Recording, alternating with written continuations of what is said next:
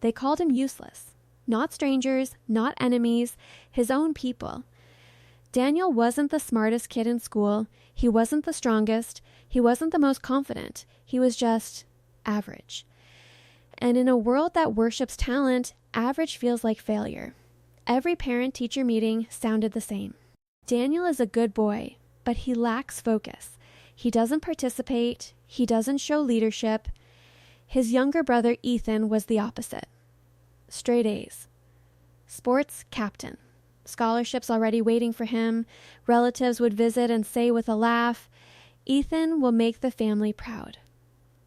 Daniel, well, let's see. Daniel would smile. But inside, something broke every time. At dinner one night, Daniel heard something that changed his life. He was walking past the living room when he heard his father talking to his mother. "I've accepted it," his father said quietly. "Daniel is just not built for success like Ethan. I've lost hope in him." Lost hope. Those two words hit harder than any insult. Daniel stood frozen behind the wall. He didn't cry. He didn't scream. He just felt empty. That night, for the first time in his life, he didn't sleep. He stared at the ceiling and whispered to himself, "Maybe they're right." And that thought hurt more than anything else. The next morning, nothing looked different. The same house, the same school, the same people. But something inside Daniel had changed. He wasn't angry. He wasn't motivated yet either. He was tired. Tired of being compared. Tired of being the joke. Tired of being the other son. In school that day, a classmate laughed when Daniel answered a question wrong. "Man, you're never going to make it in life." Everyone laughed. Daniel didn't. He just looked down at his notebook, and for the first time, instead of feeling ashamed, he felt something else, a quiet fire. That evening, Daniel didn't watch TV. He didn't scroll on his phone. He opened YouTube and typed, "How to improve focus." That was the beginning. Not dramatic, not cinematic, just one small decision. The next day, he woke up 1 hour earlier. No one noticed. He started reading for 20 minutes daily. No one noticed. He stopped arguing when people mocked him. No one noticed. But Daniel noticed. For the first time, he felt in control. Weeks turned into months. Daniel wasn't suddenly a genius. He still failed tests. He still made mistakes. But something was different. He didn't quit. When he failed math, he didn't cry. He practiced. When friends went out, he stayed home and learned new skills online. Coding, public speaking, marketing. He didn't know what he wanted to become. He just knew one thing. He refused to be useless. One night, his father walked into his room. "Why are you still awake?" "Just studying." His father looked surprised.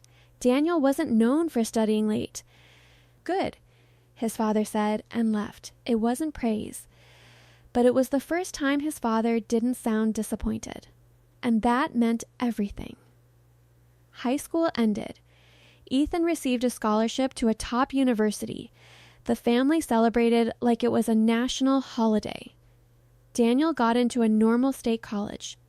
No party, no applause, just silence. At the graduation party, a relative whispered loudly, "So what's Daniel going to do?"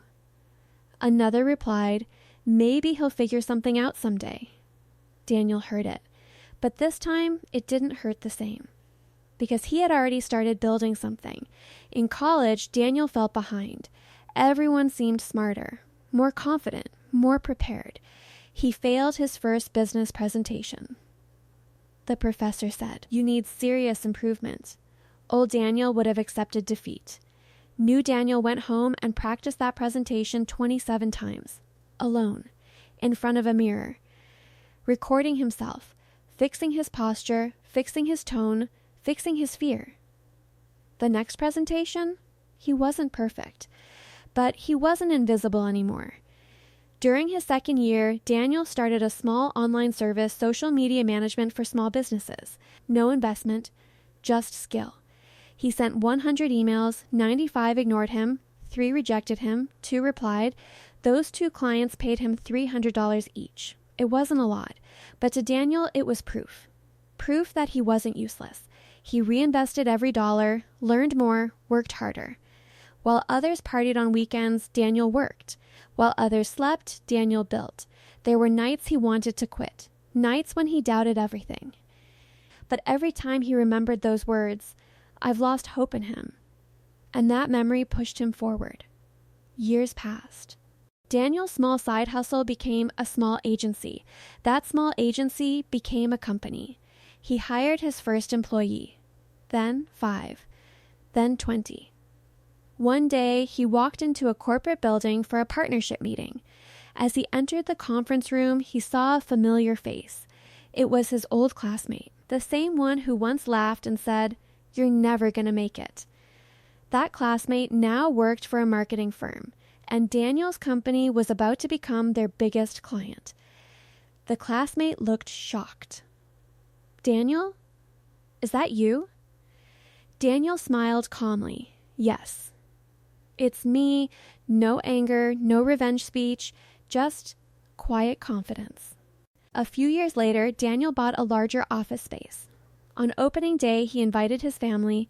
His father walked through the building slowly, seeing the employees, the branding, the success. He stopped and looked at Daniel. "I was wrong about you," his father said softly. "I never lost hope," Daniel replied gently. "I just needed time." His father's eyes filled with tears. And for the first time in his life, Daniel felt seen. 1 week later, a new job applicant came for an interview. Nervous, shy, lacking confidence. The HR manager whispered to Daniel, "He doesn't seem very capable." Daniel looked at the young man carefully. He saw himself. He remembered the laughter, the comparisons, the doubt. Daniel said, "Give him a chance." That young man got the job. Because Daniel knew something the world often forgets. People are not useless. They're just unfinished. Success didn't make Daniel arrogant. It made him compassionate. Because he understood pain. He understood what it feels like to be the other one. The one nobody believes in. The one everyone underestimates. And that became his power. One evening, Daniel stood alone in his office, looking at the city lights. He whispered to himself, "They called me useless." And then he smiled. Good, because if they hadn't, he might have stayed comfortable. He might have never changed. He might have never discovered his strength. Listen carefully. The world will label you slow, average, not talented enough, not smart enough, not ready. But labels are opinions, not destiny. Daniel didn't become successful because he was the smartest. He became successful because he refused to accept the story others wrote for him. So if someone has ever called you useless, if someone has ever lost hope in you, good. Use it. Let their doubt become your fuel. Let their laughter become your motivation. Let their rejection become your discipline. Because one day, you won't need to prove anything. Your results will speak. And when they ask how you did it, you can simply say, "I stopped believing what you believed about me